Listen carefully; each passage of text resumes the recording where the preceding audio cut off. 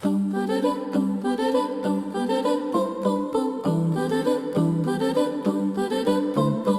to our podcast, R Yaakov masechet brachot, Unlocking the Mysteries of the Agadah, where we explore the hidden spiritual wisdom of our sages. Hi, I'm Rabbi David Wolf, and together we'll discover the extraordinary truths waiting just beneath the surface of our sacred texts. Good evening, everybody, and welcome. As we start all of our shiurim, we dedicate the learning that we do to the release of the remaining captives. I understand that while there were two this morning, another was identified to be turned over. That's what I read in the papers. We can continue to learn in the zchut of the pitzuim, those soldiers who've been injured on the field of battle. We wish them a refuat hanefesh, refuat haguf, certainly for the safety of our chayalim. They can overcome the terrible PTSD and the problems that have been going on in terms of adapting to civilian life. Certainly we are learning b'zchut achenu b'nei Israel, who are endangered all over the world, and for a swift victory over Amalek, wherever they may be. Biyachad ninatzeach, together we will be victorious. We ended last week's shiur trying to figure out a story about R Yosi and Eliyahu HaNavi.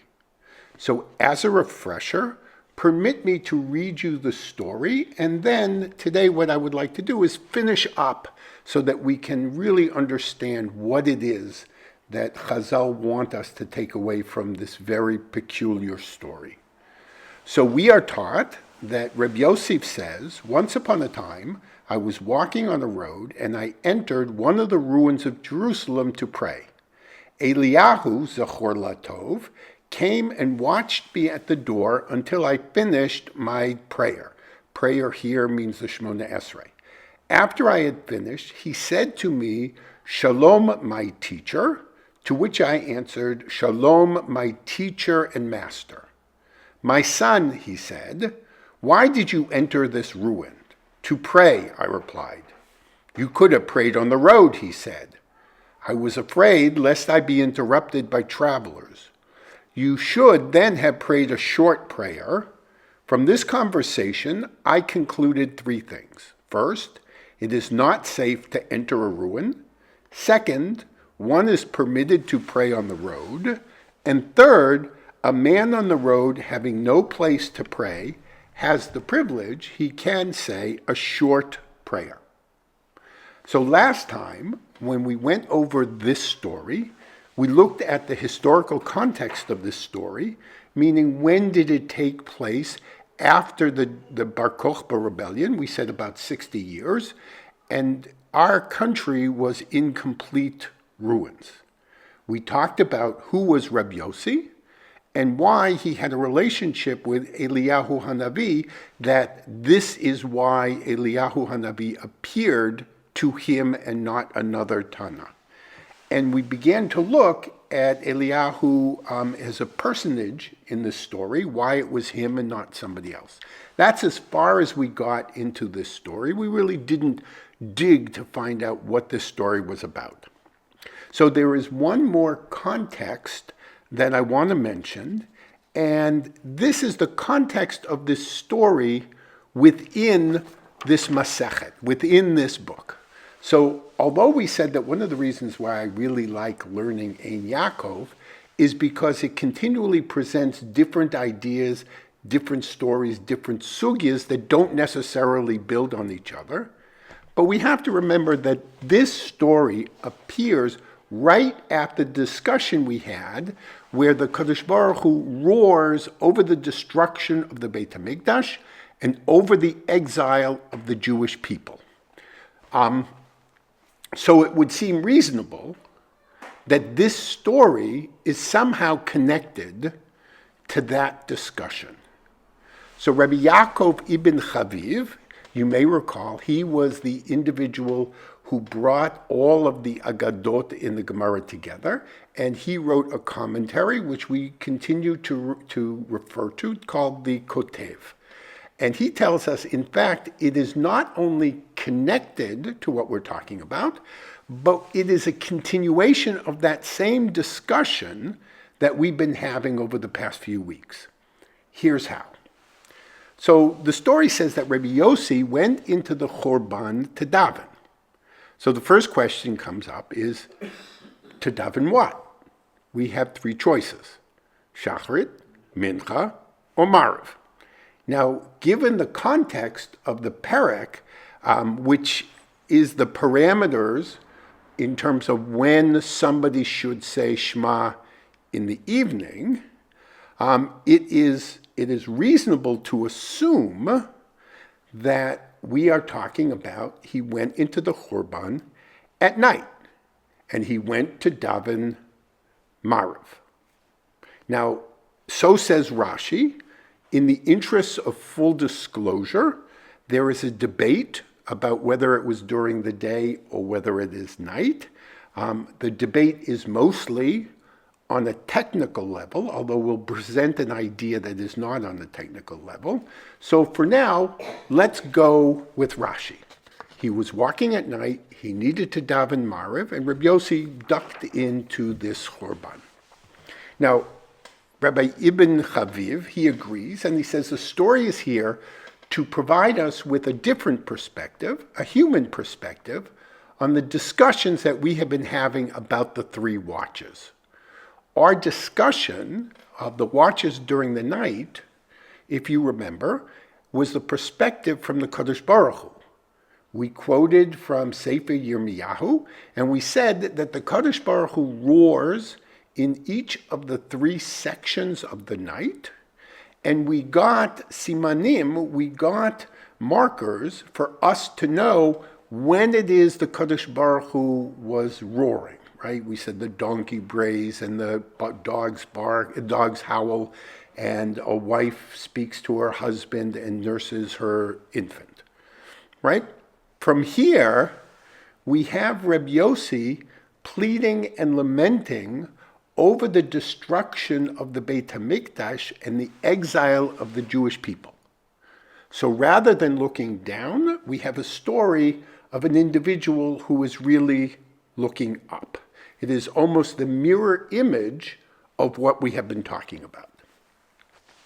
Now, you have to ask the question, is this story true?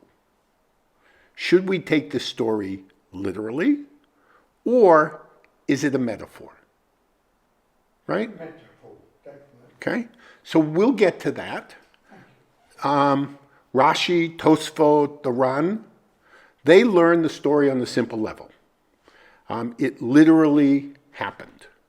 And Reb Yosi, like he tells us in the story, wanted a safe place to daven, away from distractions, and for this purpose, he entered one of the ruins of the destroyed buildings around Jerusalem. He started to daven, but became overwhelmed by the destroyed building and overall destruction of the country, and of course, the Beit HaMikdash, and the fact that we had been sent into galut. And as we know when we daven, sometimes our minds wander, and Rabbi Yosi could not concentrate on his tefillot because of his surroundings. They tell this story, and I hope it's true.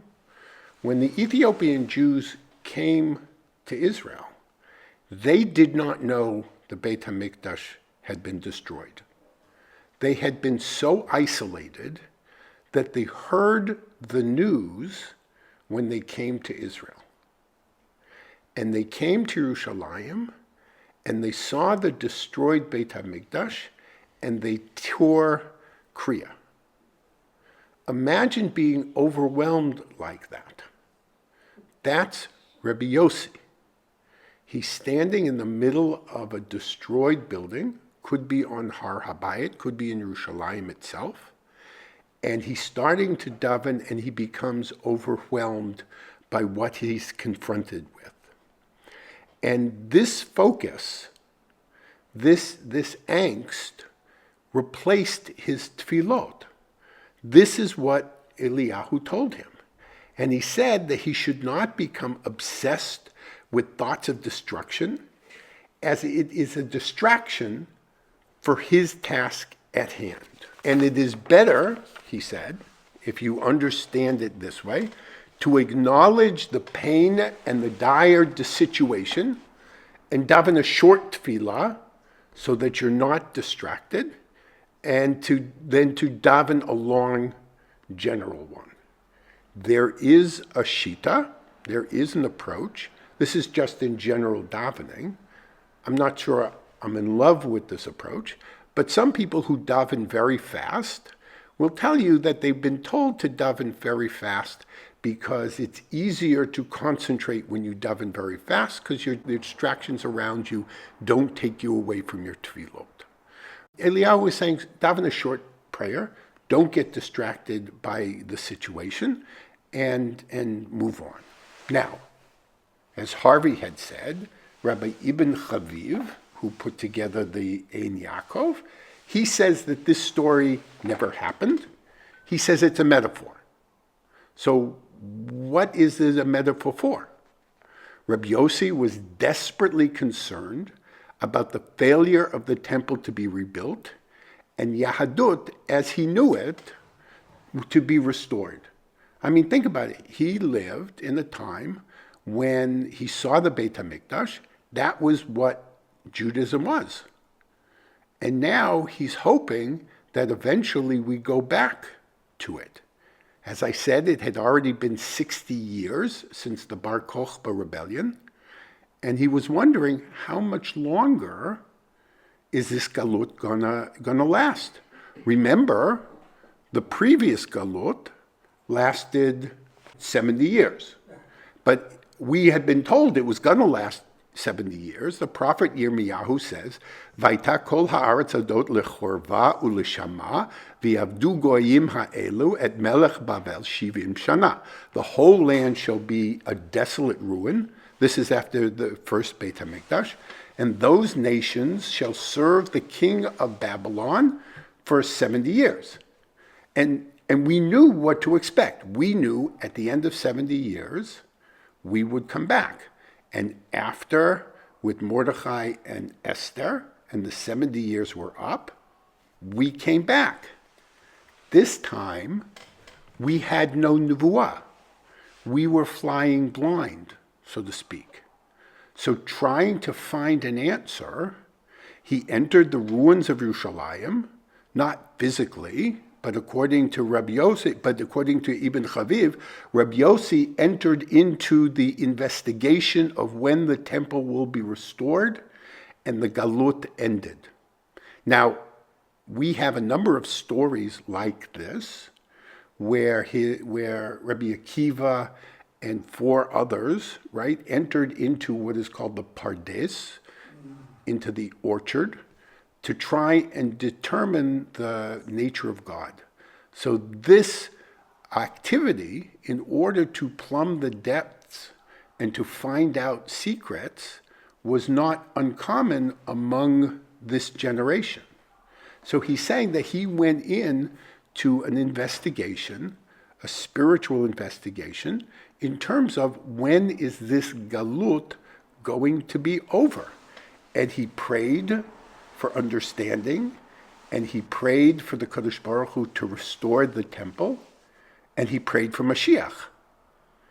And when you pray for Mashiach, in response, Eliyahu HaNavi shows up, right? Eliyahu HaNavi, as we know, he is the harbinger of the Mashiach. So he would be the one to show up. And the conversation is as such. So Eliyahu asks him, he says, "My son, for what reason did you enter the ruin?" And he's asking, why are you delving into this matter with such intensity? And he wants to know, are you perhaps questioning God's divine judgment? Right? You're sitting in a situation of despair, and you're wondering whether God is being just or not. That was his question. Why are you here? Why are you doing this? And R Yosi said, no. I just came to pray for the temple to be rebuilt. I am not here to question God. I am not here to question his justice. I just want the situation as we know it to stop. Eliyahu told him, he says, okay, if that's the case, you didn't need to enter into a ruin to do that. And you don't need to know the why. You should have just prayed along the road. And according to Ibn Chaviv, it means that Eliyahu HaNavi was saying, now is not the time for such investigations. You as a people have other pressing needs. He came to tell him not when the temple was going to be rebuilt and our sovereignty restored. He was there to tell him the time is not yet, so please don't focus all your attention on this. He says your tefillot should be focused on keeping Israel safe and as it makes its way through this difficult time, through this difficult exile. To that, R Yosi replied that the reason he didn't daven by the side of the road was because he was worried that people passing by would interrupt him. Now that's a very practical concern. So he said, but metaphorically, what he meant was this. He feared that the nations of the world would stop him or at least interfere with his pleas, with his tefillot, davening for the restoration of the Beit HaMikdash and the independence of the Jewish people is a sign of rebellion. One of the things that we see today and the concerns that the Muslims have is that the Jews want their mountain back. And the Jews do want their mountain back. And when you're not in a position of sovereignty and you say that, that can cause you great trouble. Could I just ask a question just to talk about? R Yosi went into a building called during the Churban. Now, a man of his stature goes into daven hatafillah, right? Is of such a stature that he is davening. He could not have been davening with concentration if he was aware of his surroundings. You know, when you daven, you're not looking at, well, some people are, looking around at what someone else is doing. So you're trying to concentrate. This is why I felt it was metaphorical. Now, I assume, am I correct? I assume that the Romans were still there. Yes. Right. So I do find this whole story rather strange. So which part sounds strange? So in terms of whether it's metaphorical or whether it happened, metaphorically we can certainly understand that. If it happened, imagine yourself, and I don't like using these images, but they're helpful. Imagine you standing in a gas chamber trying to concentrate and daven. It takes a tremendous amount of concentration to overcome your surroundings because you know what you're standing, where you're standing, and you know the implications. Now, in terms of Romans, metaphorically, that's what he's saying. I don't want to daven by the side of the road. I don't want to do it publicly because I will endanger myself and endanger the Jewish people. So your point is exactly that in terms of why he objected to going by the side of the road. And so Eliyahu HaNavi said, okay, I hear that. You should still daven by the side of the road, but daven short prayer, right? We had mentioned this before in passing. There is a shortened version of the Shemona Esrei to say you have an obligation to the Kadosh Baruch Hu. Look around. Is it safe? Say that. And you should daven that short, but with great intensity. He said that, Eliyahu HaNavi said, if we spent all our time crying over everything that's gone wrong, we would never actually have the energy to help Klal Yisrael survive and thrive despite everything. Now, understand, he was one of the 5 chosen by Rabbi Akiva to rebuild Yiddishkeit. Because of them, we have Rabbinic Judaism that has been able to see us through while we are waiting for the next phase. And he's saying, don't focus on that. That's not the task at hand. Focus on the future and what you need to do now. To keep Yiddishkeit. Correct. And you have to keep Yiddishkeit going, and you have to find a path forward in our new reality. So Rabbi Yosi says there are 3 things that he learned from this. One is, he said, don't go into Churban, don't go in, meaning don't get lost trying to figure out why the exile has lasted so long or when the Mashiach will come. There is a halacha that you're not supposed to try and calculate when Mashiach will come. Focus your prayers on Israel's survival and the well-being during this exile. That's where our tefillot should be focused. And prayers about suffering of exile should be intense, but they should be short. They shouldn't be endless. Enough to be meaningful without draining us of the energy that we need to live our daily life. So that's that part of the story, both on an actual level and on a metaphorical level. The story continues. The conversation between Eliyahu HaNavi and Rabbi Yosi goes as follows. Amar li, he said to me, he is Eliyahu HaNavi, he said to Rabbi Yosi, Beni, ma kol shamata bechorba zu? What voice did you hear in this ruin? Which is a strange question to ask, because if I went back and reread the story, where did he tell Eliyahu HaNavi that he heard any voice? Nobody mentioned a voice. He assumed it. We'll figure that out in a minute. V'amarti lo, and I said to him, Shamati Bat Kol, I heard a Bat Kol. We'll talk about what that is in a minute. Shemina hemet kayona, that cooed like a dove. The omeret, and the cooing dove, said the following: Oy, shehecheravti levanim she'avonotehem hecheravti et beiti.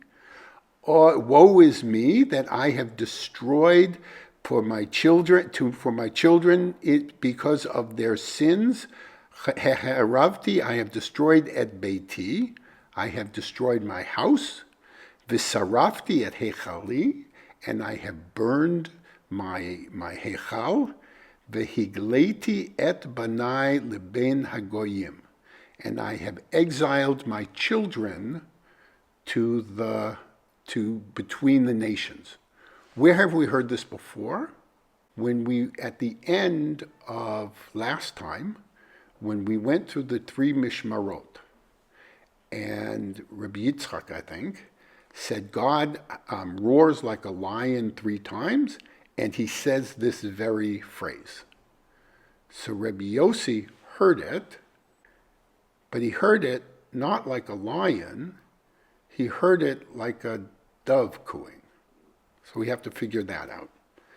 Amarli, Rabbi Eliyahu HaNavi said to me, Beni, my son, Chayecha v'chayei roshecha, which is by your life and by your head. It is a kind of shvuah, not important for us.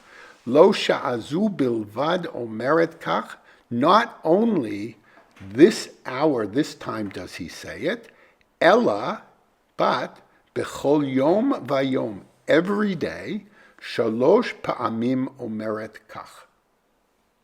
So Rabbi Yosi, who heard what Rabbi Yitzchak told us, God says, Eliyahu HaNavi instructs Rabbi Yosi that God says this every day 3 times. Okay. So, perhaps the voice of the dove was to calm him and perhaps give him an idea that yes, the galut will be over, but not yet.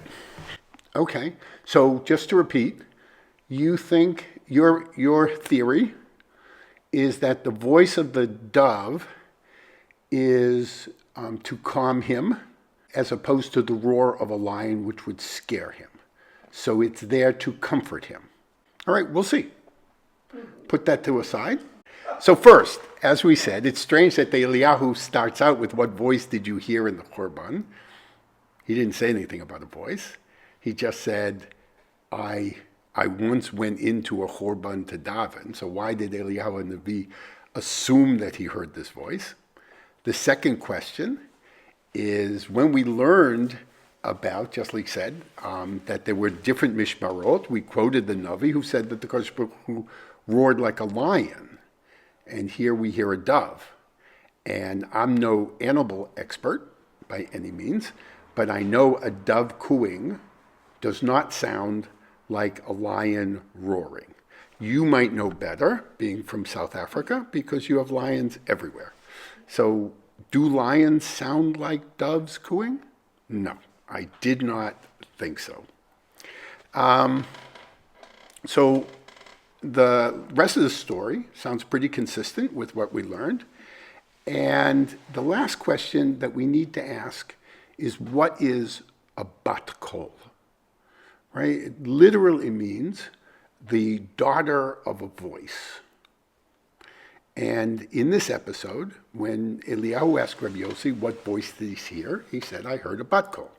So I came across an interesting analysis of what a Bat Kol is. And basically, as Harvey said, it refers to a type of heavenly or prophetic voice. It appears in the Mishnah and the Gemara more than 100 times. In masechet Yoma, describes it, yet masechet Yoma deals with issues around Yom HaKippurim. He calls it kind of a diminished form of nuvuah, of prophecy. And the Bat Kol plays a number of roles in Agadata, in these type of stories. Sometimes it is there as a moral voice. Let me give you some examples. So in Masechet Shabbat, Nafku, this is source 2, Nafku, Chazu Anshe Daka, Kerebi Bezari. Amrinan, Manichim Chaye Olam, Voskim B'chaye Shah, Kol Makom Shenotnim Einehem Miyad Nisraf, Yatzat Bat Kol v'amra lahem, Hechariv Olami Yitzartem, Hechziru Lema'aretechem. Okay, so this is a story about Rabbi Yochanan, and he was escaping the Romans, and he was living in a cave. The Masorah says that in that cave he wrote the Zohar. And after a while, he and his sons came out of the cave, and he saw somebody reaping, doing farming work.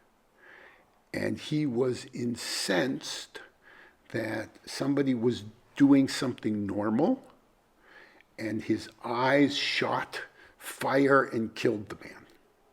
And the Bat Kol came out and said, I did not create my world so that you could destroy it, go back into the cave. Meaning, the world has to continue even though the Beit HaMikdash is destroyed. You can't be so harif. You can't be so difficult that you prevent people from living their daily lives. And he said that you need to go back, and when you're ready to be able to accept the destruction of the Beit HaMikdash and to live in the world, then you can come back. So that's the role that the Bat Kol played here. Another role that it plays sometimes is to clarify halachic issues. And sometimes it is there to talk about how righteous somebody is, right? To introduce them, I guess, when they're man of the year at shul dinners.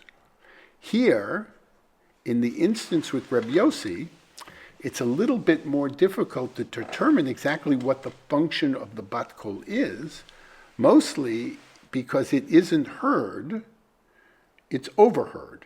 In other words, this Bat Kol wasn't talking to R Yosi. This Bat Kol was just speaking.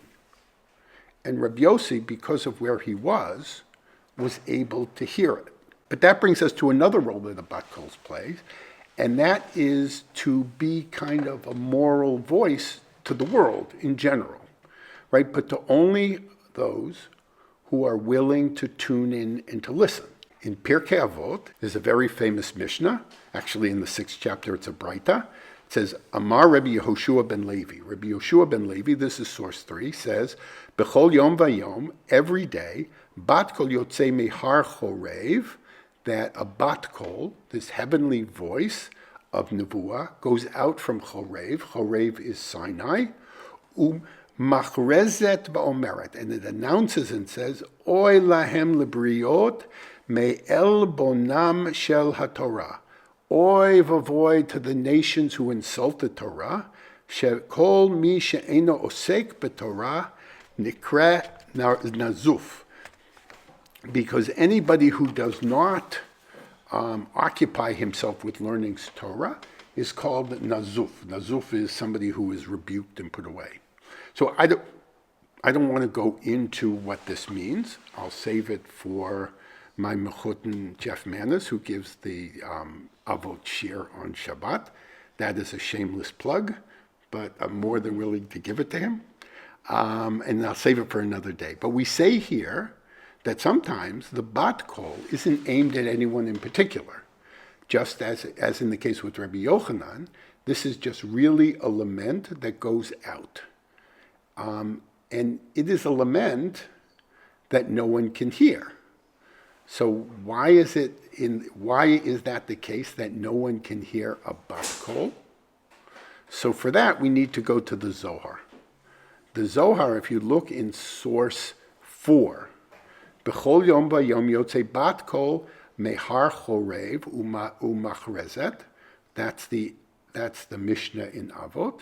Ve'eno nishma'at mipnei she'olam charav. It is not heard because the world is in desolation. The world that the Kadosh Baruch Hu wants us to live in, with the Beit HaMikdash, with his ability to communicate with man, isn't working anymore. The lines have been cut. And as a result, we can't hear this Bat Kol. The other thing is that not only is the connection cut, but the world is full of distraction and noise. There's an expression that's called pizur hanefesh, that we are just distracted by everything that's around us, that we just can't concentrate. If you think about it, movies used to be 2 hours, and there used to be things called double features. They are now 1 hour and 40 minutes, and I have not seen a double feature since I was 8. People can't sit and concentrate. I had a friend who was a Sephardi guy who lived in Mexico City, and I used to work with him. And when we were in Mexico City, and he was telling me that if children watch television, they'll never learn a Daf Gemara in their life. And I kind of rolled my eyes, and I said, really? Come along. He said, no. He says, this isn't a hashkafa thing. He said, when TV was first on, you would have 2 cameras, and it would switch from one individual to another. If you watch kids' TV now, it's just images after images after images flashing on the screen, and it's hard to concentrate. And it's hard to concentrate, and we can no longer hear what we should be hearing because we are so distracted that this noise just drowns out the Bat Kol. In either case, right, the receiver is broken or the Bat Kol is drowned out, we can't hear it. The problem with this is if this Bat Kol is correct and these laments, these nevuahs can't be heard, why could Rabbi Yosi hear them? Right? So the Sfat Hemet, who is Rabbi Yehuda Aryeh Leib of Gur, he was the third Rebbe of Gur, he explains it this way. It's source 5. I'll just read the English. And this is the idea of the Bat Kol that goes out from Mount Horeb every day. Right? He's talking about Avot. Yet it is not heard because the world is in ruin. But someone who entered into the place of destruction and let his heart aches together with the Shekhinah merits to hear the Bat Kol. So who is he talking about? Rabbi Yosi. And he says, and we find with Rabbi Yosi, who in that ruin heard a Bat Kol moaning like a dove. It's interesting that he uses the word moaning like a dove as opposed to cooing like a dove. We'll have to figure out why. For in that place of ruin is the place where the voice can be heard. So what he's saying is that Rabbi Yosi went out of his way to be in a place where he expected to hear this Bat Kol.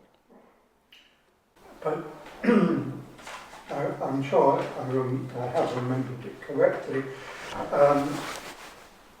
In the Talmud, there's a situation where it could be Shammai and Hillel were arguing about something, and one of them said, if I'm right, let that wall fall down. Right. And other miracles. And then this Bat Kol said, Rabbi so-and-so is correct. And the other Rav said, yes, but the Torah is not in Shemayim, it's with us. We. Correct. So you remember the story correct. It wasn't Hillel and Shammai. It's a story about an oven and whether you can make it tahor. We'll leave the details aside, but we had said earlier that one of the roles of a Bat Kol is to determine halacha. The problem with that is that story, that the Bat Kol determined the halacha, and the rabbis in the Beit Medrash said, that's not your role. Our role to determine halacha. God no longer has the ability to clarify halacha. That ability he gave to us. So at the end of that, there is at the end of that Agadata, that story, said that the Kadosh Baruch Hu said, Banai Nitzchuni. Well, there are a couple ways to understand that. It either means that my children have bested me, they have defeated me. Another way to read it is they have made me netzach, they had made me eternal. That the Torah is no longer reliant on the Kadosh Baruch Hu handing down psak, but because they have adopted it as part of their life and their responsibility, the Torah is now eternal. So yes, that is one of the roles, as we said, that a Bat Kol plays. Here, he was able to hear the Bat Kol because he was searching for it. And the Sfat Emes says in another place, it says, Rak mi shemargish ke'ev hashchina betoch hakorban, only somebody who is empathetic to the Kadosh Baruch Hu and the pain that the Shekhinah is going through, and he stands in the midst of the Churban, probably metaphorically, Zokeh lishmoa ma she'ein ha'olam kulo shomea. He is able to hear what the rest of the world can't hear. Kida'ashchinan v'Rebbi Yosi b'chorba. As we have learned with R Yosi in the Churban. Now, that's why Eliyahu didn't even ask if he heard something. Or he didn't ask, he knew it. He said, what did you hear? Anyone standing inside the Churban with an aching heart and a desire to connect to the Kadosh Baruch Hu has to hear that voice. Is that available to us? Sometimes. Sometimes. I've had a lot of conversations with people about tefillah. And there are some times when we feel that our tefillah connect to the Kodesh Baruch Hu. And those are overwhelming moments. Jeff, I don't know if you remember, but when we were learning Moed Katan, way back when, we were talking about a tzaddik, and I asked if anybody ever met a tzaddik before, and you had said yes, and you had said it was Rav Auerbach, right, and Shlomo Zalman Auerbach, and you said you could just tell, you just felt it, and when your tefillot work, and you're aligned, you can tell. Rabbi Eliezer in the Churban was able to connect to the Borei Olam and able to hear this Bat Kol. So, why a dove and not a lion? So as you can imagine, there are a lot of different approaches to try and explain it.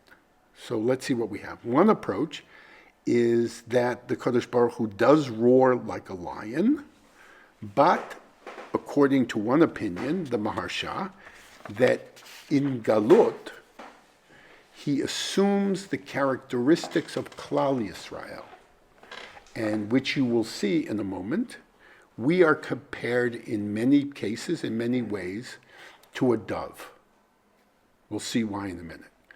Another idea that the Maharal of Prague says is that in order, you need a certain spiritual sensitivity in order to tune into the divine frequency, and this sensitivity requires nuvuah.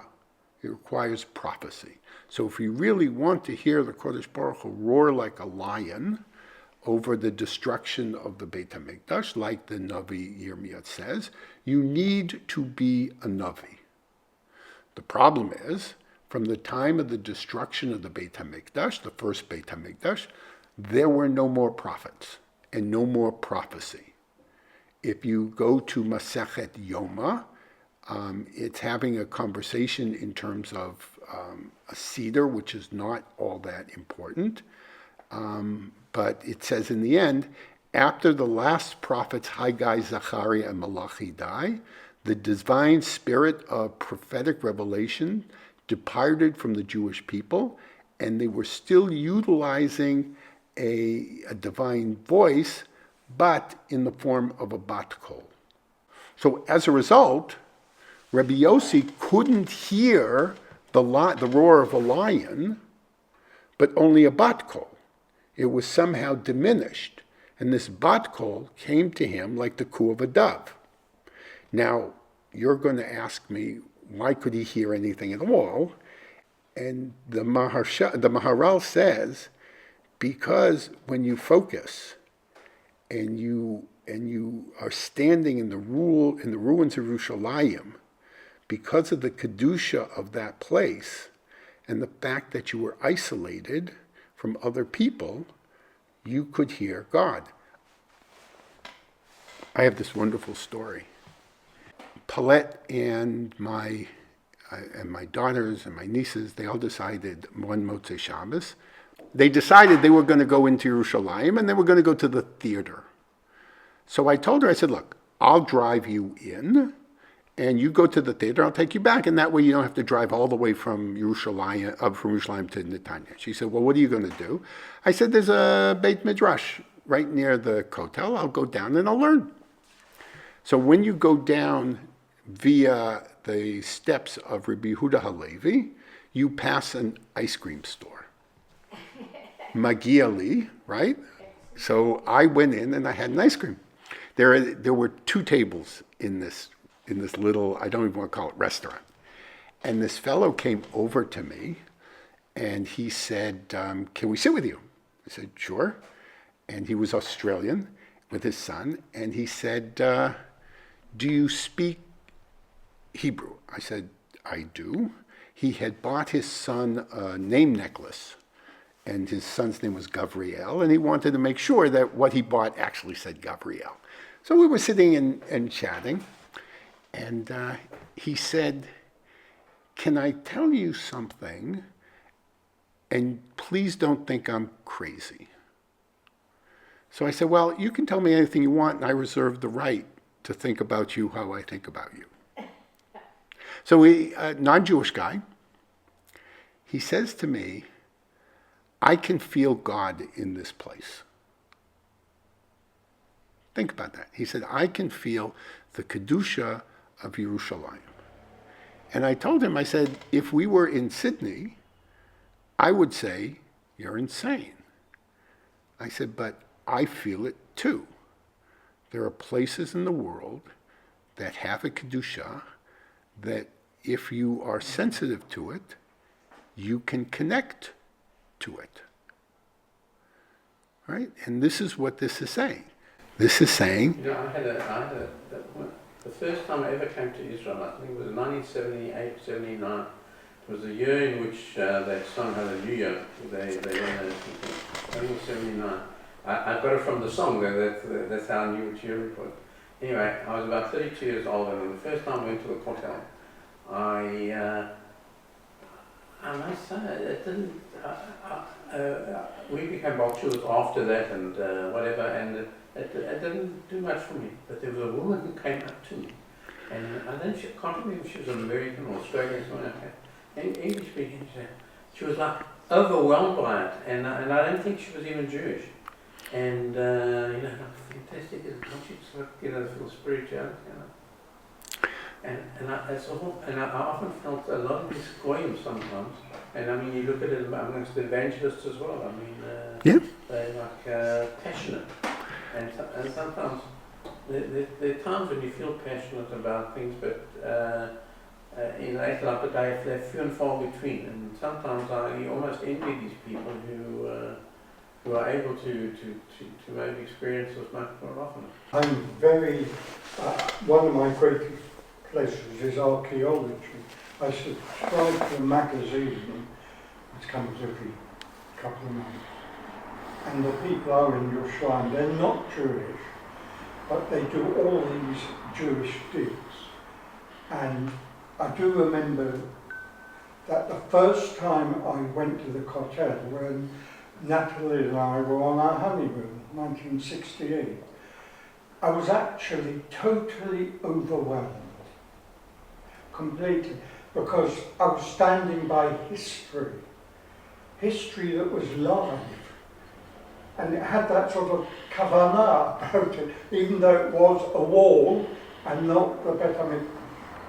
And that's how it affects a lot of Jews. Yeah, 100%. When I went on my first teen tour, the first thing they did was you got off the plane, they drove to Yerushalayim, they took you to the kotel. And I was underwhelmed. At the end of the tour, they also, before they put us on the plane and sent us back, took us to the kotel. And it was a very different experience. It was a very different experience. So let's end it here.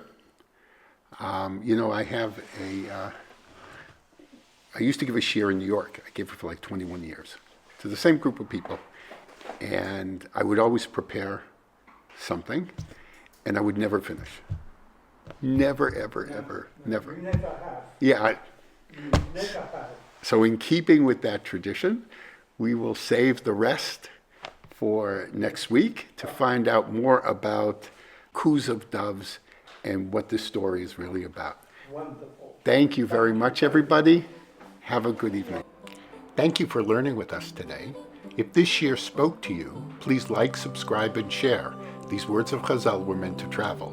Until next week, Bezrat Hashem, may the zchut of our learning together bring you every bracha. This is Rabbi David Wolf. Lehitraot.